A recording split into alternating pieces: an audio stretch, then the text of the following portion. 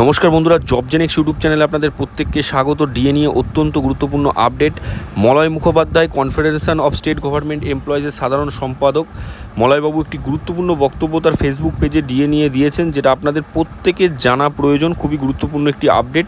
দেখুন কি বলা হয়েছে, ডিয়ারনেস রিকোয়ারিং, অর্থাৎ ডিএ একবার দেওয়া শুরু হলে তা প্রত্যেক মাসেই পাওয়া যায়।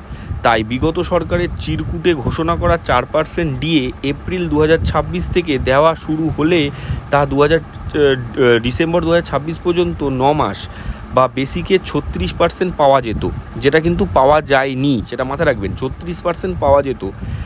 অপরদিকে নয়া সরকার অক্টোবর 2026 থেকে ডিসেম্বর 2026 পর্যন্ত মোট 3 মাস 20% মাইনাস 4%, অর্থাৎ 16% ডিএ 3 মাস অর্থাৎ 48% পাওয়া যাবে।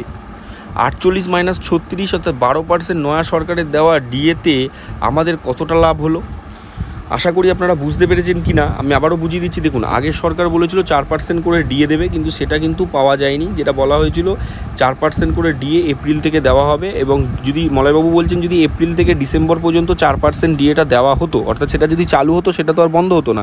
তা সেটা নতুন সরকার ঘোষণা করেছিল কিন্তু দেয়নি। তো সেটা যদি চালু হতো তাহলে 4% ডিএ হতো এবং সেটা 9 মাস পাওয়া যেত, অর্থাৎ 36% পাওয়া যেত। আবার সঙ্গে নতুন সরকার আসার পর নতুন সরকার কী বলেছে, আরও 20% ডিএ।